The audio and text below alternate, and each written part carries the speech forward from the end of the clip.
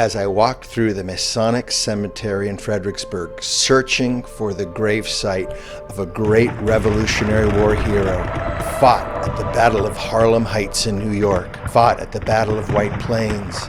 He crossed the Delaware with Washington. He fought at the Battle of Trenton.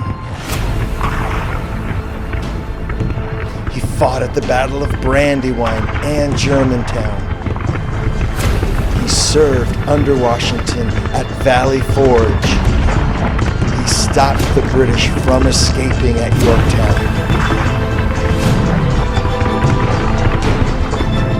And he hosted the celebration of us winning the Revolutionary War at his tavern.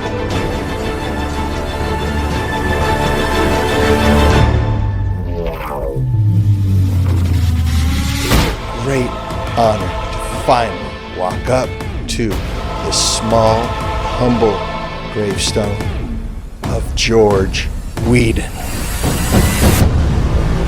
I am at the Masonic Cemetery in historic Fredericksburg at the grave of George Weedon. George Weedon was a lieutenant captain in the French and Indian War. After the war, he had the most popular tavern called Weedon's Tavern in Fredericksburg that George Washington called his second home. He was a brigadier general in the Revolutionary War, and he was also the mayor of Fredericksburg. You might not know his name, but you should know his story.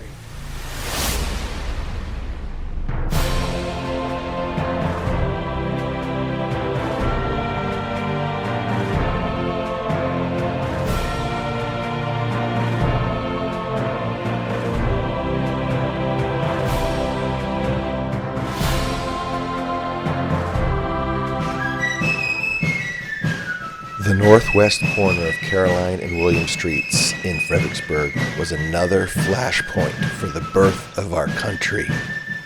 Many patriots such as George Washington, Thomas Jefferson, George Mason, Patrick Henry, Hugh Mercer, and of course Weedon would meet regularly at Weedon's Tavern to discuss the poor treatment by the British towards them. A traveling Englishman remarked that Weedon was very active and zealous in blowing the flames of sedition on the eve of the Revolution.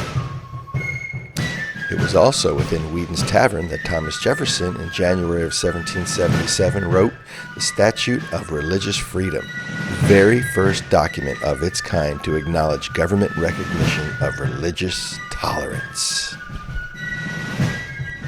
George Weedon served with Hugh Mercer in the French and Indian War, and after the war they both came back to Fredericksburg and became brothers-in-law as they married the sisters Catherine and Isabella Gordon. And when General Hugh Mercer died at the Battle of Princeton, George Weedon took in his wife and 5 children and took care of them for the rest of his life.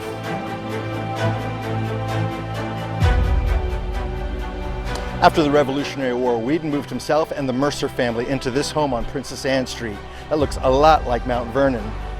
He had to move out of the tavern because there was no longer a tavern. But the townspeople kept visiting as if it was. Weedon wrote about the tavern that my house is so much like a public house that I can stand it no longer.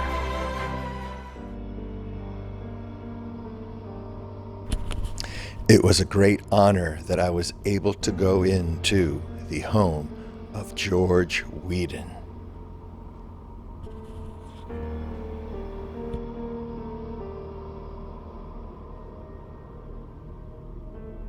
I am in what is known as the Sentry Box, George Weedon's home that he had built in 1786. He lived here with his wife, Catherine. They had no children of their own. And then, actually, George Weedon graciously brought Hugh Mercer's wife and 5 children to live with them also. They had no children of their own, but they graciously had Hugh Mercer's family move in, and they actually build this extension of the house for them to live in.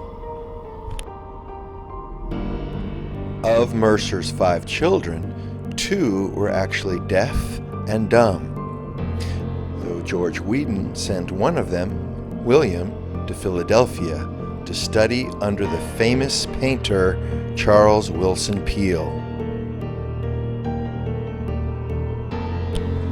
As I leave the sentry box, you'll notice that right across the Rappahannock River is Ferry Farm, the childhood home of George Washington, and which Hugh Mercer purchased from George's mother.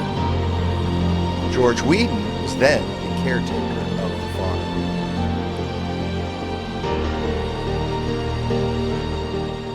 For his service and sacrifice and in taking a large role in founding our country, George Weedon is a hero of history.